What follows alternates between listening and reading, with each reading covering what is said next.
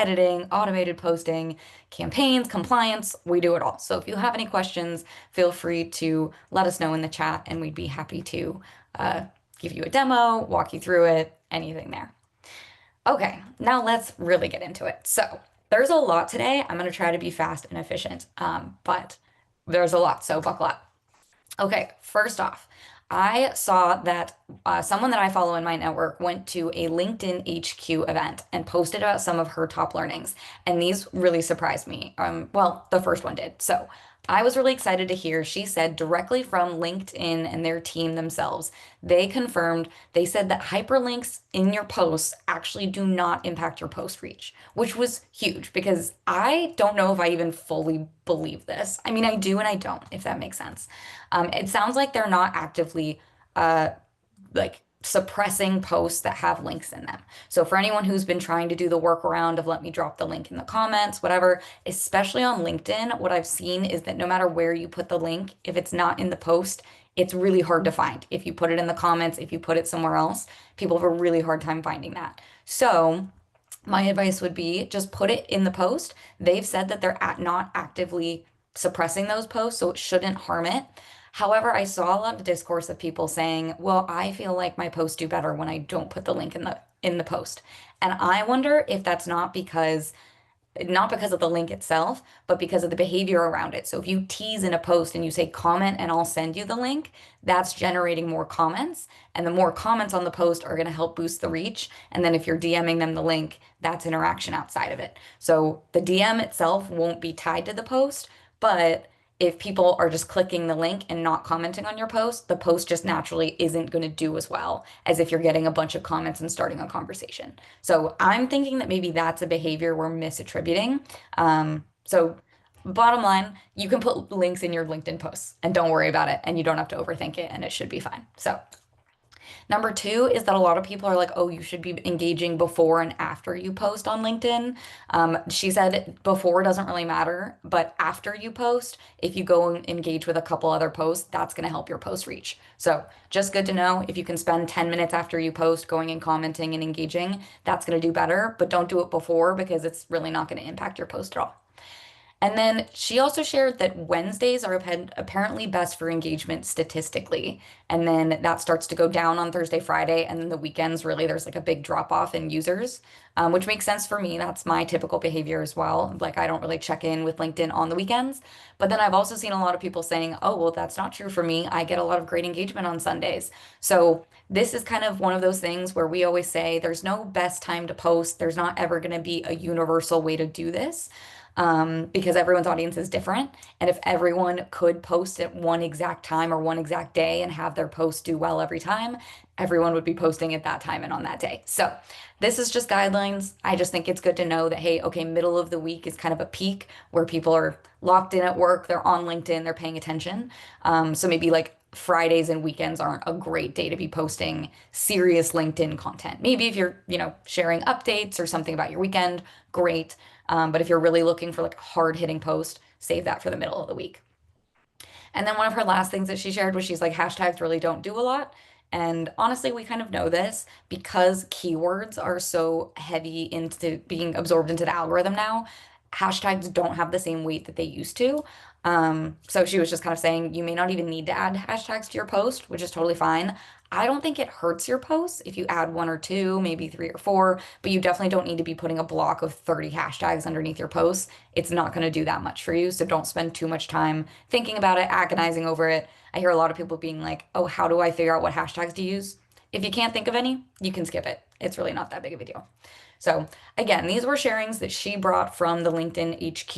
LinkedIn hasn't directly posted this stuff. So I'm also a little bit like, this is the buzz I'm hearing, and I wanted to share it with you guys and give the inside scoop, but it's not 100% confirmed. But I do think some of these make a lot of sense to me, and it's behavior that we've been seeing people encourage before anyway. So just thought that was worth sharing. Also, if we have, as you have questions throughout, feel free to drop them in the chat, and then we'll do the live Q&A at the end as well, where you can unmute and we can chat and all the good things. Ashley, Okay. question. I've got a really quick question for you, Oh, yeah. especially for our social coach users. For LinkedIn, LinkedIn is the only platform that recreates your link whenever you put it into the caption and recreates it into a short link for them. Do you think that has to do with the lack of help or lack of use of the hyperlink? Um, I wonder if we're seeing other platforms performing better because it may not be, a generic link for LinkedIn.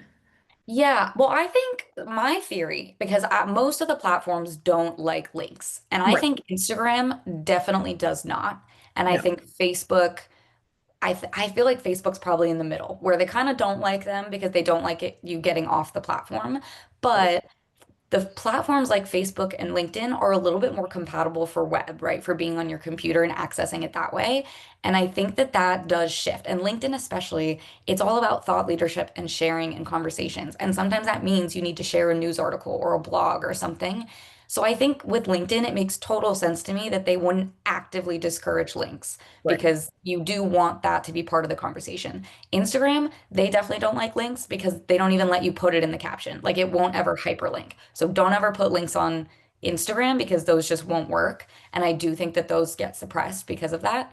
And then TikTok, they links are different in TikTok, right? Because they like you to link to their shop and to certain Right. products. Those types of links do really well. Other kind of links, not so much. Right. So that one's a little iffy as well. But in general, I would just say you don't have to put links in your posts unless it's like, hey, I'm sharing this blog. And then that makes sense if you're like, I need to link the blog in there. That's Right. the point where it's just put the link in the post anyway, even if it doesn't do as well. I think Yeah. that the necessity of the link outweighs the workaround.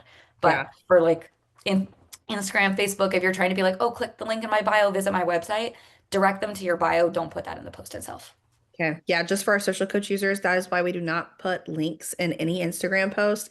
Even if you have your automatic link turned on, it does not go to Instagram because they don't allow clickable links. And that would just use up part of your character count. So Mhm. just in case you're wondering why you never see them in your Instagram posts, that's Yes, no links on Instagram, not friends. That was a great question. So yeah, glad hopefully that answered some confusion for other people as well. All right, so then success metrics are shifting. This is huge. We've seen a lot about this. In boot camp, we kind of talk about some of this, but I've just seen a lot more discourse where people are talking about watch time and how there's a trend going around. They're talking about calling it silent engagement or like silent scrolling, I guess. And so what that means is basically people are less inclined to engage with content, which is something we're probably all noticing, right? You're like, okay, well, my post is getting views but it's not getting that many likes on LinkedIn or like no one's taking the time to comment anymore. And there's exceptions, right? It's an interesting thing, but overall we're just seeing the engagement is trending downward. It's harder to get those comments. It's harder to even get the like. It's harder to get people to sit around and watch. So because of that, the algorithms and the platforms are all trying to kind of shift around the way they prioritize content. And one of the biggest things is people are noticing that content that has fewer likes but has higher watch time is often pushed out more and prioritized, even over content that gets a lot of likes but has a lower retention rate. So, what that means, right? Let's say you have a 30-second video, and let's say you post two different 30-second videos, and for one of them, you get like 10 likes on the video, but all 10 people watch it till the very end and you're like, okay, that's going to get better. Whereas the other one gets maybe 2 likes, but then, or sorry, I'm saying this wrong. 10 likes and 10 people watch it to the end, that's going to do well. But if this one, let's say it gets 30 likes, but people are only watching the first 5 to 10 seconds of it and then they're scrolling away, the one with the less likes but more watch time is going to do better. So even though this one maybe had a bunch more likes, but people are leaving quicker, that's going to have a lower performance. So the likes and the engagement sometimes don't matter as much as getting people to watch your video to the very end. So that means when we talk about having those really strong hooks to get people to watch that initial 5 seconds and then trying to give them a reason to stick around all the way to the end. Say, hey, go comment while you're watching or watch until the end. I'll share my top tip at the very end. There's tricks you can use to kind of extend that watch time, but that's going to be one of the biggest ways to see your content perform well, even if there's low engagement. And then I'm seeing people categorize the different types of engagement in different ways. So attention metrics are part of that, like, pardon me, are people completing the video? Is that watch time really staying throughout the whole video? Are they watching all 30 seconds? Or are they dropping off after 5? story retention, dwell time on posts. So that's kind of like watch time, but if it's not a video, it's like how long people spend on your Instagram post. So if you only have one image in your post, and that's going to get like a 2 to 3 second watch time or dwell time versus a carousel. If people are swiping through and it takes them 8 to 10 seconds to swipe all the way to the end before they move on, that's a longer dwell time. So all of that is being factored in. And I think that's something that not everyone fully realizes is the longer people spend on your post, even if they don't engage with it at all, that's going to help your post do better because the algorithms are tracking that. So for most of the platforms, I would say the longer you can keep people around, the better, which is why we talk about, again, strong hooks in both the caption and the video, longer captions. So you're giving people things to read, being your own first comment and trying to get those conversations in the comments so people are sticking around and reading those too. The longer you can get people to spend on the post, the better it's going to do, even if the engagement itself is kind of low, which is wild. Action metrics are those that are like the saves, the shares, getting profile visits, link clicks, sends per reach. So people keep sending it to themselves or to other people. All of those are action metrics. And those also are going to be really high drivers for getting your content to perform better. So maybe you're not quite getting comments and likes, but hey, if every single person who sees this video views your profile, there's something there that's telling the algorithm this is valuable. They want to know who's saying this, or they're going and clicking the link in their bio. Something about this is worth engaging with, even if it's that kind of quiet engagement where it's not directly on the post, but it is with you and your profile. And then the last form is those connection metrics, which are the ones we're most familiar with, like comments, DMs, people actually reaching out and engaging. So those are still really important and they can still really drive value and help your post. But it's interesting that the attention and action metrics are super impactful despite not really showing up visually in your post. So you might be sitting there going, okay, I see people are viewing it, but no one's talking to me about it. And yet one of my posts did way better than the other. It's probably because of these kind of silent metrics. It's probably because people are going to your profile or they're spending more time on it or they're watching the video twice or they're saving it, something like that, versus actively commenting and discussing that there. So all three of these are great things to be working on in your posts, but I just wanted to point that out so that if anyone's feeling discouraged, if you're like, okay, I either get low views and low engagement, this is where you want to keep pushing for that anyway, because there might be that silent engagement. And then also just if you see a video pop off for no reason and you're like, I didn't do anything different, there are no extra comments, what the heck? This is probably what's happening. Is something about that got people to spend more time on the post, and that's why it's doing well. And then, really quick, just I've noticed some platform priorities. And again, this is a little more of theorizing on my part. This is just kind of what I'm seeing, patterns I'm noticing. They haven't announced anything or confirmed it. But in terms of Instagram, saves and shares are doing really well for indicating content worth keeping. And for whatever reason, I think Instagram cares about that more than some of the other platforms. I think TikTok cares most about watch time and completion rate. So watching the video all the way through, even if you don't do anything else, is still going to help your video get pushed out more and more because they want people to just stay on the platform for as long as possible. Instagram, they have a bit more going for them in terms of we want people chatting, we want you to send this video, we want it saved, we want more going on. But with TikTok, it's really just about are people watching it all the way through. LinkedIn, I think it's pretty obvious. Most of us know it's all about comments, like getting those comments, getting that conversation started. That's what they really care about as a platform. Reposts are good too, but overall, it's like if you can really get people commenting and having that back and forth, that's going to do really well for you on LinkedIn. And then YouTube, it's kind of similar to TikTok. Retention and watch time are everything. So retention is both how long you can retain people's attention in one video, but also if you can get them to come back and watch other videos or subscribe to your channel or, watch more than just the one piece of content. So those are kind of things to keep in mind if you're focusing on specific platforms, kind of being like, okay, on TikTok, maybe I don't need to worry so much about comments. I just need people to watch till the end of the video. And then that's how my content's going to start doing better. And then I'll work in naturally like how to get people to comment later on. So let me know if you have questions there. Just a lot of patterns that we're noticing lately about content. Okay, now platform updates. We have so many in here, so I'm going to try to go through these quick again. Number one, I'm actually starting with Google. We're starting broad. Not everyone may have seen this, but I think this is super exciting. Google now has two different tabs. One is for videos and one is short videos. So videos no longer appear in the main search under the all tab, at least not from what I'm seeing. If anyone else sees differently, please let me know.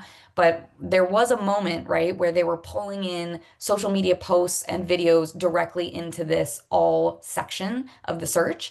And I was all excited. I'm like, oh, okay, so like now videos are like number 3 in the search rankings. This is cool. Well, now they're all gone again. But it's because they've slotted them over here. And what's interesting is I've noticed that when I'm looking for something specifically in a video format, I will just jump right over to the short videos tab. And so things are getting a lot more searchable from that perspective of like, if you have video content, this is a great way to see that get surfaced more highly if you're using the right keywords. So just wanted to point that out. It's a great thing to keep an eye on, especially if you want to kind of Google yourself, search yourself, see what's showing up. If you're making video content and you're searching your name or mortgage or your local area, go check out that short videos tab and see if your videos are showing up there. And if not, I would work on your keywords and make sure that you're hitting those video titles, the thumbnails, and in your caption, you're talking about the keywords you want to be appearing in search for. Because you might be surprised. You might even type in your name and your videos still aren't showing up. And that might just be an indication of, hey, maybe my profile bio needs to be updated. Maybe I need to fix my username so that it appears in search.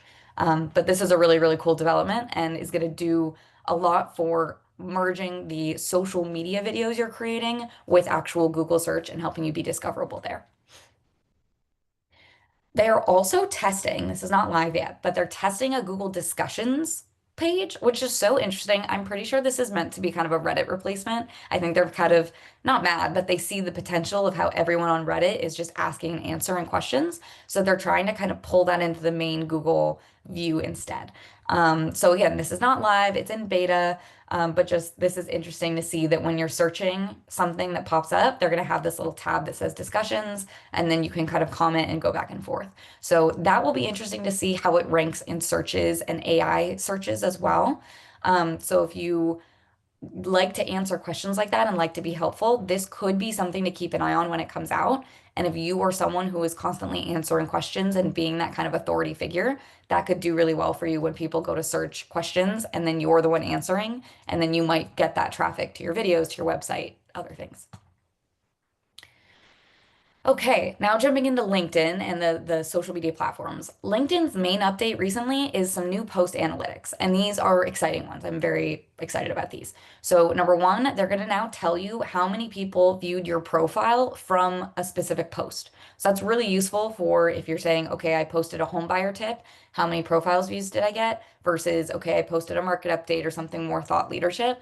And then you can see, okay, this post, maybe again, the comments are good or not, but I'm seeing then how many people are actually visiting my profile based on that. So just it's a good thing to tie together to say, okay, maybe I got a lot of comments on something, but no one really visited my profile. Why is that? Or maybe I didn't get a lot of comments, but a lot of people wanted to know who I was and what I had to say.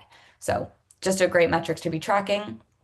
And then also link engagement. And this is also why I think they're not suppressing links anymore, because now they have a metric for tracking if people interacted with your button for premium. And then also, I'm wondering if they're going to fold more link stats in there in the future. So this is all just to track if your post is driving call to action clicks. But I think right now it's just for that premium button. So if you don't have LinkedIn Premium, that may not apply. But just something to be keeping an eye on when you're checking your post metrics, because those are both super useful. For TikTok, not a ton of big updates. The main one that I thought was fun is you can now respond to comments on your videos with a photo. So I've been seeing people kind of have fun with it and be like, everyone, just drop your cat photos in the comments, please and thank you, or pet photos, or whatever it is. And then the video pops up because who doesn't have a picture of their cat or dog in their camera roll that you just want to share with people because our animals are cute. So I'm not saying you have to do anything with that necessarily, just good to know. You've already been able to respond via video in comments, which is a great way to engage if someone asks a question. I would totally film a video response and respond and post it, and then that can also be responded in the comments as like a reply.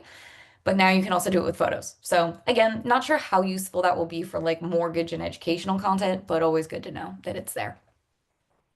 For Instagram, okay, this is huge. I'm over the moon about this update.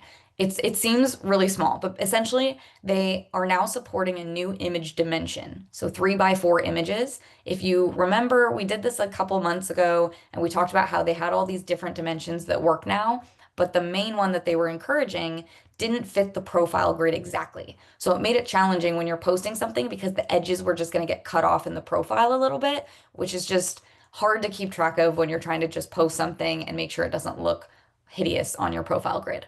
Well, now they support 3 by 4 uploads. So that's essentially you take a photo with your camera and you put it on Instagram. That's the ratio that it naturally is from your camera to Instagram. So basically, you don't have to do a lot. It's just them finally catching up and being like, here, we'll make your life a little bit easier. So 3 to 4 aspect ratio shouldn't be that hard. If you're someone who likes to design things on Canva, this is good to know. But if you're just posting photos, this will be fine. But the main thing to take away is this is going to be the best ratio to post in, not only because it's now the biggest, and they always say the more screen you can take up with your visuals, the better. And it takes people longer to scroll if it's a little bit longer. So again, with that dwell time and getting people to stay on your post, you just want to post in the biggest dimension possible. But also because it now will fit your profile. So you don't have to worry about resizing or the edges getting cut off or anything like that. So for those 2 reasons, 3 by 4 aspect ratio is going to be your best friend. And it is now my best friend because I'm excited about this. Okay. And then now I'm going to show you some testing features for Instagram. So again, these are not live. Don't go looking for these on your app, but I just like to give people a heads up of what's coming so you can start thinking about how you want to use these or if these features will be useful for you. Number one, this one is really interesting. Essentially, before you go to post a video or a reel, they're going to start suggesting fixes for how to make your reel better. The interesting thing is, like, this could be really, really helpful. From what people in the testing are seeing, it's not at the moment. Like this one, they suggest adding a hashtag, which we've all been told by Instagram, hashtags are not that big of a deal anymore and they don't really matter. So it's interesting that if the tips that they're giving seem to be really basic right now, I don't know that you need to be posting directly through Instagram for these tips yet. But if they do get to the level where they're really good and they're like, hey, you maybe want a hook in your video or you want, something about your content itself, I think that could become really valuable. But for now, it just seems to be like, oh no, you're missing a location in your post. Do you want to add that? So it's a lot of stuff that you're probably either already doing or not worrying about anyway. But good. I like the direction this is going. I like that they're thinking about it. I just don't think it's going to be quite as helpful yet, as much as it should be. Secondly, highlights might be moving. Again, this is in testing, but the highlights are those bubbles that usually live on your profile here. So it's like if you take an Instagram story and you want it to live on your profile long term, you put it into what's called a highlight, and it's usually bubbles in the middle of the screen. They're thinking of moving this to the profile grid. So right now, you probably know that you have profile, like the photos, and then you have another tab for the videos, for reels, and you can toggle back and forth between those few views, those two views. This would just add another one of those. And so all of your highlighted content would still be visible on the profile, but it wouldn't be visible at the same time as everything else, right? You'd have to switch between the three. So interesting. It sounds like they're just trying to keep all your content like more visible to people when they visit your profile, which can be good. I don't really know if this is going to impact anyone that severely. But it'll be interesting once it's live to kind of see how that changes behavior in terms of what you're putting into highlights and how you want people to find it. Yeah. Hey, Ashley, we got a question in the chat from Mike. For SC subscribers, does the system generate an optimized hook?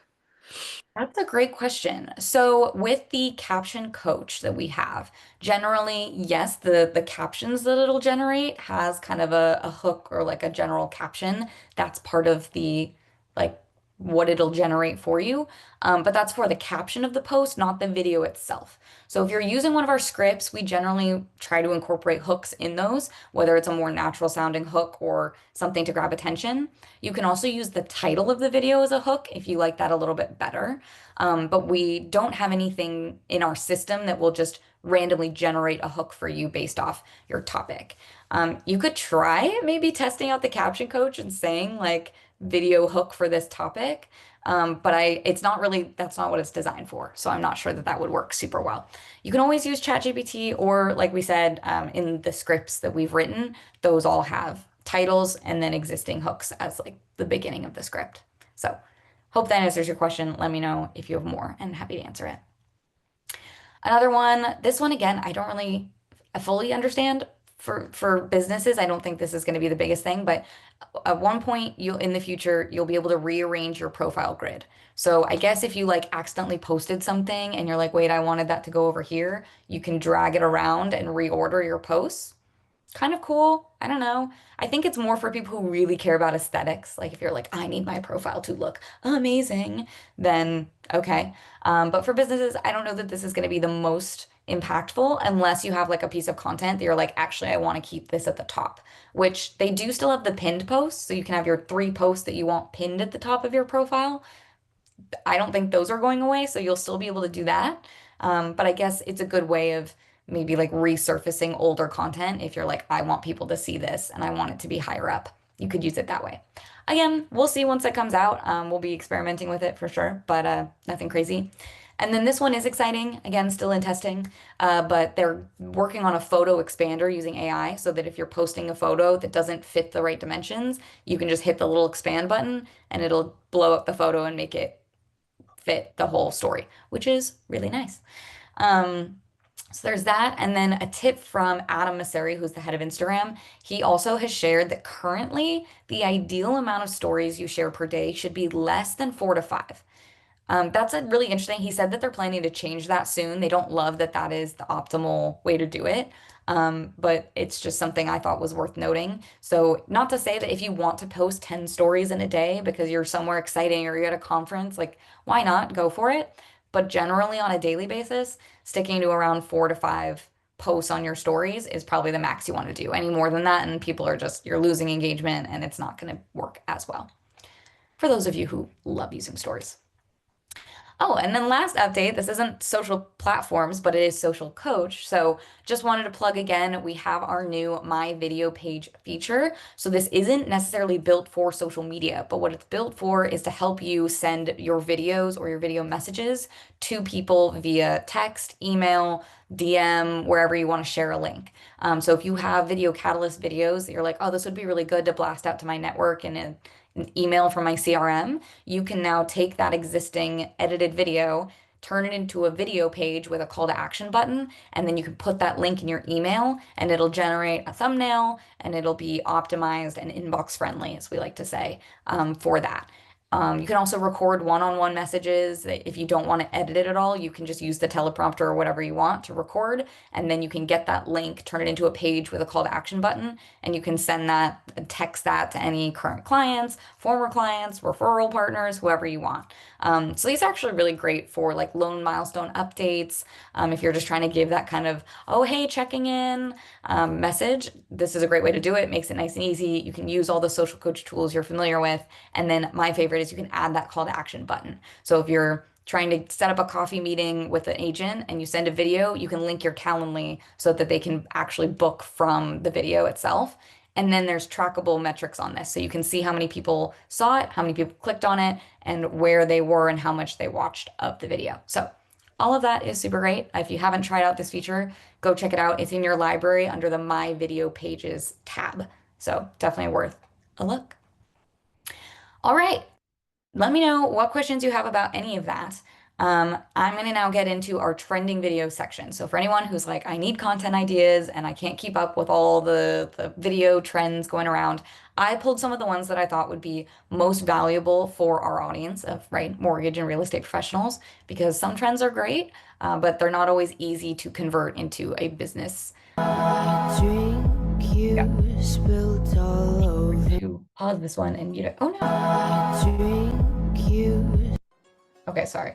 Oh no, it won't let me pause it. Okay, I'm gonna have to talk over the volume. Sorry. But this one, it's called the butterfly effect. And so essentially, it's putting text on screen that says the butterfly effect is crazy because, and then you're kind of outlining how something really small at the beginning of your journey has led to where you are now, or maybe it's an achievement. So I think a great way to do this would kind of be like if you never thought you'd end up in mortgage or real estate, kind of saying, oh, the butterfly effect is crazy because if my one friend hadn't told me that she thought I was really personable, somehow I wouldn't have ended up in real estate or whatever it is. So there's two ways. You can either just really generalize it and just have the one sentence like that, or in this second example behind the front video, you can kind of see that he outlined a little bit more. This is like an artist who had a song go viral.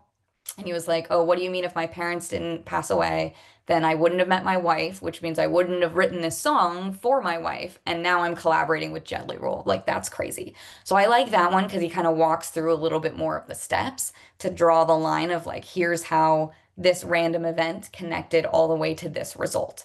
But if you can do that with yours, I think it'd be a really great way to either show like we said, your mortgage journey, real estate journey, or maybe even kind of saying, if you have a wild client connection story, or like if you had a really big result or a memorable achievement in your career, that would be a good thing to kind of work back and say, what led me to this point, and draw that connection. So just kind of a cool way to promote what you do, how you help people. Maybe if you really had an amazing client story, you can connect that in this way that's easy. You just have to film a quick clip of you doing anything, put some audio over it, add some text on screen, and it's not that complicated.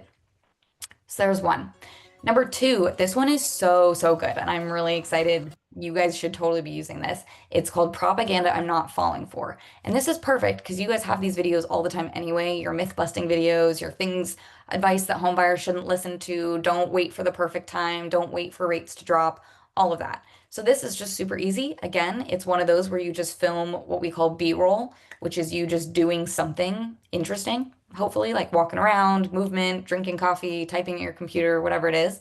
And then you add text on screen that says like propaganda I'm not falling for. And then you list, and you could even make that specific, like mortgage propaganda I'm not falling for, or home buying propaganda I'm not falling for, or even home buying propaganda you shouldn't fall for. You can kind of tweak it a little bit. And then you can list all the things that you wish your clients wouldn't listen to or wouldn't do. And that's just a really easy way to get people to see, oh, why shouldn't I buy a car while I'm in escrow? Or why shouldn't I open a new credit card? I didn't think that was a big issue. Whatever it is, you can list all those things out. Again, super easy, easy to do. And I actually also added a script in our script library for a talking version of this where I kind of outlined, I used this concept as a way to do more of a talking head video. It would be super interesting if you did both and then saw which one did better. Because again, similar information, but different delivery methods of either talking and seeing how long people will watch that versus something like this where they read it and it's a little bit of like a quicker, shorter clip. So that might help you with that watch time and retention. Number three, this one is super fun for, I think, for listing videos. So I know for mortgage, for loan officers, this may not be as easy, but it's such an easy one that I had to put it in here. But it's essentially this audio where this person's like, the front, stunning, the back, stunning, the sides, stunning, from far away, stunning. Like they just give you all of these angles. And so if you're doing a listing or if you're showing off something, physical, like your business, even a new location, this would be a really good one where you just have to take clips of the building in different places, splice them together, use this audio, and there you go. I would also be really curious for a loan officer to see if there was a way to do this with a loan program, maybe.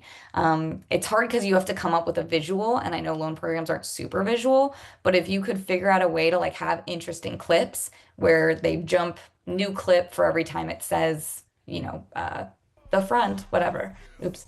Um, the front stunning, the back stunning. It'd be interesting if you could tie that instead to loan benefits. So it's like the audio will say the front stunning, but maybe you say like the down payment and you put that text on screen and you say the down payment and it's like stunning, but then you show it's like 0% down or 3.5% down with FHA or whatever it is.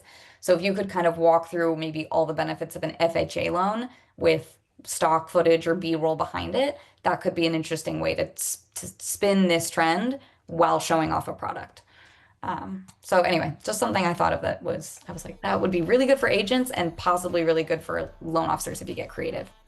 And then this one is super easy as well. This one is like holy freaking airball is what it's called as the trend. And essentially you take three photos or video clips. And the first clip is you kind of saying, oh, I told them X. Like I told them this one, it's like, oh, told them that my parents own a coffee shop or whatever it is. Told her my family was in the coffee business. And then the person's like, oh, like a cute little coffee shop. And then they show that it's actually this big chain. It's Folgers, right? You're like, oh, okay, not just a coffee shop, like the coffee people. So this is a good one that I would say you could do, especially for a specific client. Like if a client came in, you can say like, oh, told my client I could help them buy a home with, you know, I don't know, whatever benefit. And then they say, oh, so you mean we can afford a monthly payment? And then the last clip is you being like, they paid $2,000 in closing costs and now they own a home. Something like that. So it's kind of like taking a you say something, they kind of are like, oh, okay, like what's the big deal? And then the last photo or video clip is you kind of like blowing someone's mind and being like, actually, this is a big deal and very cool.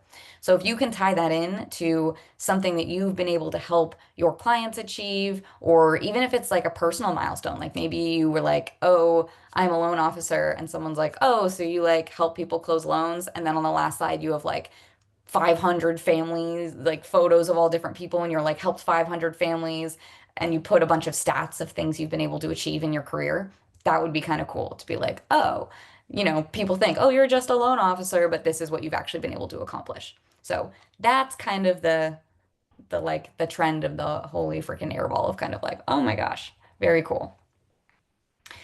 Okay, so that's all the trends I have for you, all the updates. That was a lot, I know, but hopefully that was all super helpful. If you want more from Social Coach, you can obviously follow us on social media. We post weekly tips. You can also comment if you put in the chat huddle. We have a bi-weekly newsletter, so every 2 weeks we send out a newsletter that has more social media tips and advice. And then, of course, we've got our boot camp. We've got a lot of other resources to help you guys. So please let us know if you want any of that, if you have questions about any of that. And otherwise, I'm happy to open this up to Q&A and let me have it. Whatever questions you have about social media that I can help with. We've got another 10 or so minutes and lots of time to dive into anything you guys want. Been answering a few questions in here. So, Yeah. yes, I saw the question. The question was, does the propaganda option count towards the 8 monthly credits? Only if you want it to be edited by our editing team. So any post you create on your own, and you post or you edit yourself, those do not count towards your 8 monthly credits. Your 8 monthly credits are specifically 8 videos to be edited. Um, Eric, I see that you would like to be on the huddle. Excellent. We'll get you subscribed. Thanks, Eric. Perfect. Camilla, I know I saw your question about the new IG size. I've asked. Um, Hang on a second. They're just now responding. So let me clarify something really Love quick. it. Super quick answers. Getting it there. Yeah, and I know Michael was asking about the hooks earlier.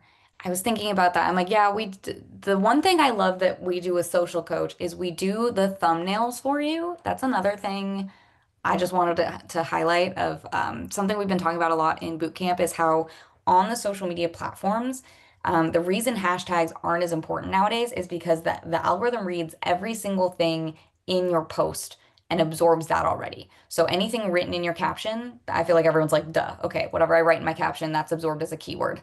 But also anything visually on the screen in your post or your video is absorbed by the algorithm. So what I like to tell people, I'm like, so if you're in a video and you don't have any caption like subtitles on it, there's nothing visual for the algorithm to absorb. But if you have those captions on screen, it can read those captions and it will absorb all of those keywords as well.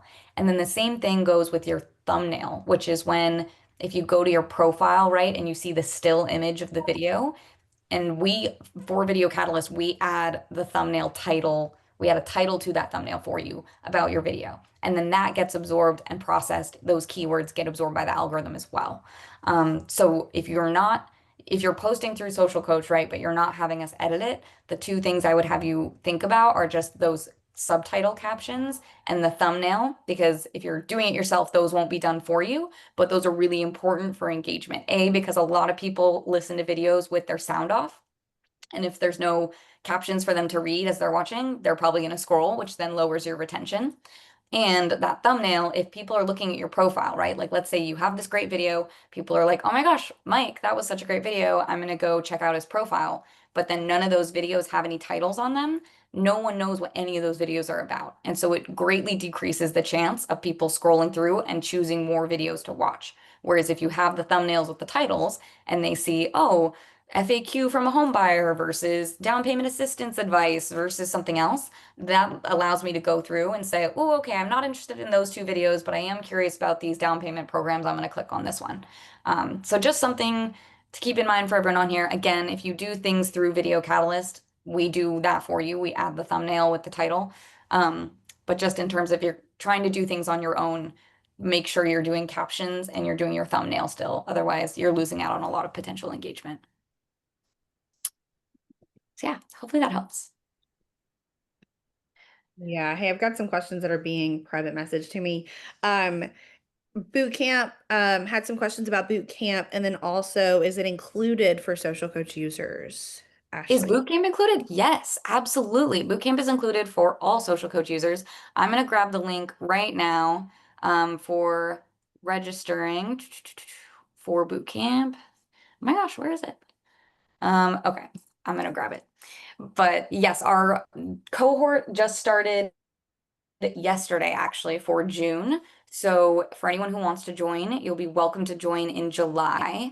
I mean, if you really want to join this time, you can. You've just missed the first session, and I think it's really valuable to do it live instead of trying to watch the recordings. I know that that can sometimes be challenging to pay attention to actively. But yeah, let me grab the link for anyone who wants to register for July, and we'll get you signed up because I'd love to see you there. Oh my gosh. Sorry, because I'm sharing, everything's so slow for me right now. No, you're good. If I need to pull it, I can. I'm grabbing it. Let's see. I actually got it right here for the Oh, boot camp. perfect. You got it first. I usually have it in a note on my computer so that I can pull it really quickly, but I have the feedback form, not the sign up link. Okay. So perfect. All There we right. go. Thanks. Perfect. So just registered for the July camp. Thank you, ladies. You're the best. I appreciate that. So glad to hear it. Look forward to seeing you there. And yeah, if you guys ever have any questions, feel free to message us, follow us, or send us a DM on social media. You can always email us and reach out. But I'm curious if anyone, I always like to ask this question, and I do it in boot camp, but I'm now just going to do it everywhere. Before everyone jumps off, what was your top learning from today? Like either the thing you found most interesting or your best takeaway, something that you want to use going forward. I just like to know what people find most interesting or helpful for all of this so that then as we keep doing these, then we know what to focus on. The LinkedIn info. Awesome. Yep. See, I feel like the links and posts it's such a contentious issue. A lot of people have questions about that one. So it was really interesting to hear that headquarters is at least telling people like, you can put links in, we don't care. So that's a really good one to know. Awesome.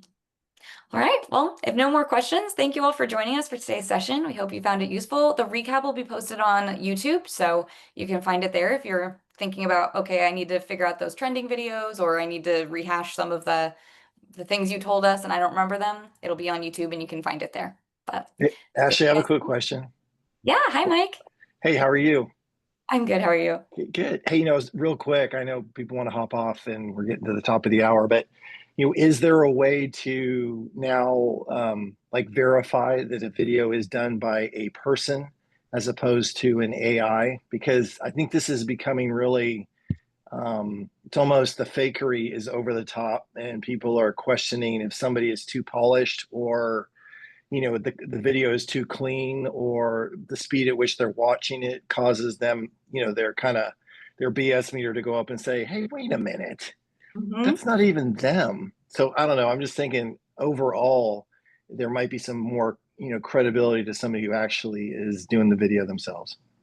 Yeah, that's a great question. So I know some of the platforms are experimenting with AI labels. So where it's like, hey, this post used AI and generally it's for those images or videos, like you're saying, right? The generated things that you're like, this has to be fake or this has to be I don't know, something about this is weird. They are encouraging people to add those AI labels. I don't think anything's required at this point, and I don't think it's super widespread.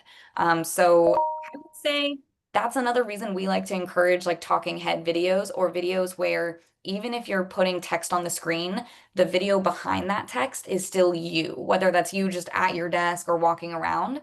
I think that like you said, it helps add that credibility of, oh, it's still Mike and it's still Mike's content. And even though I'm just reading text on a screen, instead of seeing a stock photo or weird footage or something generic, I'm still associating that with Mike, with your face, with your brand, saying, oh, you are the one delivering this information to me and you are a trustworthy source.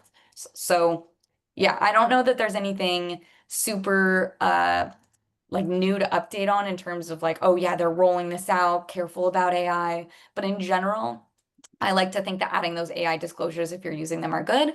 And if you're not using AI, I think you're fine. I would just keep posting the way you're posting and most people will be able to know like, yes, I know Mike and that looks like you, or even if they don't know you, if you're just talking to the camera, like that's pretty clear. Excuse No problem. Yeah, okay, no problem. I hope that helps. It's a good question. The more AI comes around, the more we're gonna have to have questions like this. Thank you. No problem. Awesome. Okay, well, thanks everybody. Really appreciate all the questions and engagement and happy posting. It's my little sign off phrase. So bye me. everyone. Bye bye. Bye, guys.